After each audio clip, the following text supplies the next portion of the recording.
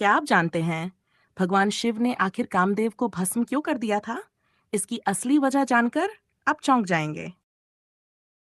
बाणों को शोभित करने वाले पुष्प सहला रहे थे, कमल, अशोक, आम और मल्लिका। फिर वे ईख से बने धनुष और मधुमक्खियों से निर्मित प्रत्यंचा को सहलाने लगे। फिर वे मुस्कुराकर बोले, कामदेव, तुम इन फूलों को कांतियुक्त कैसे रखते हो? प्रेम के देवता ने हाथ जोड़कर कहा, मैं कुछ नहीं करता परमपिता। इसका कारण आप हैं। आपकी जीवनदायी ऊर्जा जिसने मुझे बनाया है, मेरे बाणों को जीवंत रखती है। क्या तुम जानते हो कि तुम मेरे शरीर के किस अंग से उत्पन्न हुए हो? आपके वक्ष से। हाँ, इसीलिए तुम्हारा प्रधान भाव प्रेम है। तुम मेरे हृदय से प्रकट हुए हो ताकि तुम दूसरों के हृदय में प्रवेश कर सको। यही मेरे लिए सर्वोच्च आनंद है। मेरे धनुष की झंकार, प्रेम की प्रथम बहार, जब मेरा बाण किसी को घायल करता है, वह भावना उस व्यक्ति के भीतर फूल की पंखुड़ियों की तरह उभरती है। वह उसे मिलन की ओर ले जाती है जहां से नई सृष्टि का उदय होता है। और जब भी ऐसा होता है, मैं आप यानी परमपिता बन जाता हूँ। मैं ब्रह्मा हो जाता हूँ। तुम्हें यह कार्य फिर से करना होगा। मुझे प्रसन्नता होगी। किंतु मेरा लक्ष्य कौन है? मेरे बाण किसी के भी हृदय को बींध सकते हैं। क्या ये बाण महादेव के हृदय को बींध सकेंगे? कामदेव घबरा गए। उनका चेहरा मुरझाने लगा, गला सूख गया। वह सती की मृत्यु और शिव की पीड़ा के बारे में कहने लगे। परमपिता, महादेव ने आपको कामुकता प्रदर्शन के लिए दंडित किया था। अब आप उन्हीं के भीतर काम का संचार करना चाहते हैं? ब्रह्मा ने कामदेव को तारक को मिले वरदान और आदिशक्ति के पुनर्जन्म के बारे में बताया। आदिशक्ति का पुनर्जन्म हो गया है? हाँ, काम। वे 3 बहनें थीं। पहली बहन कुटिला बहुत अहंकारी थी, तो मैंने उसे नदी बन जाने का शाप दिया। दूसरी रागिनी अत्यधिक दुर्बल थी, इसलिए उसे संध्या बन जाने का शाप दिया। परंतु तीसरी बहन आदिशक्ति का अवतार है। उनका नाम क्या है? पार्वती। ब्रह्मा ने दूर किसी स्थान की ओर संकेत करते हुए कहा, वे महादेव के ध्यान में लीन हैं। काम, केवल तुम ही महादेव को ध्यान से बाहर ला सकते हो। तुम्हें उनके भीतर वासना का संचार करना होगा। उनके मन में पुनः प्रेम जगाना होगा।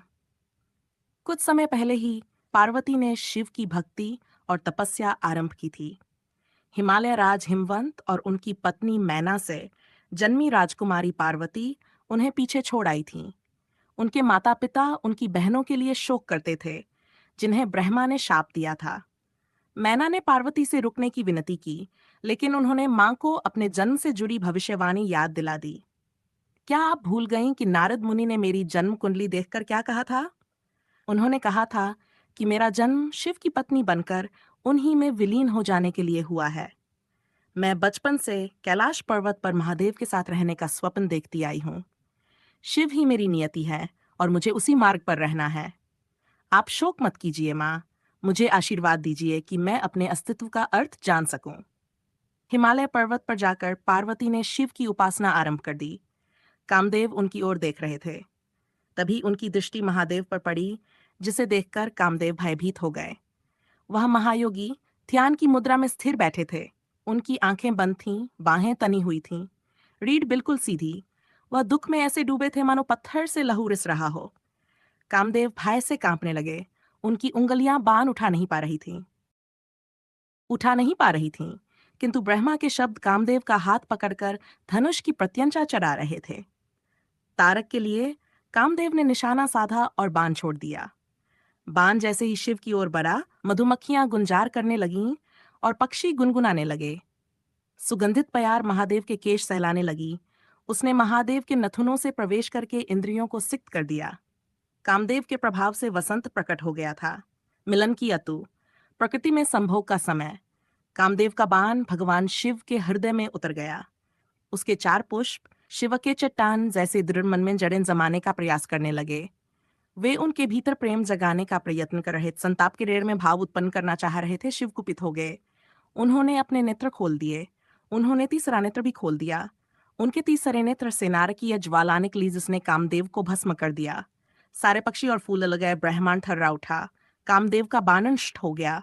उसने शिव में उत्तेजक लगाकर विस्फोट उत्पन्न कर दिया था। कैलाशनाथ अत्यंत क्रोधित थे। आग की लपटों ने वसंत को झुलसा दिया।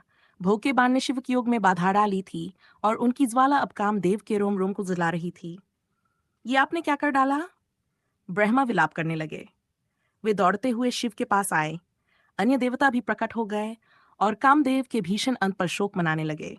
उन्होंने शिव को तारक और उसे मिले वरदान के बारे में बताया, जो समस्त ब्रह्मांड के लिए संकट बन गया था। आपने यम को मार डाला, जो मृत्यु के अधिष्ठाता है। ब्रह्मा ने कांपते हुए कहा, और अब आपने काम को भी समाप्त कर दिया, जो जीवन का स्रोत है। शिव कुछ देर चुपचाप बैठे रहे। फिर वे उठकर कामदेव की पत्नी रति की ओर बढ़ने लगे। वह धरती पर पड़ी विलाप कर रही थी। उसने मुट्ठी में भस्म उठा रखी थी। सती और रति, उसकी आंख से आंसू बह रहे थे। ऐसा प्रतीत होता है कि अग्नि को हम दोनों पसंद हैं।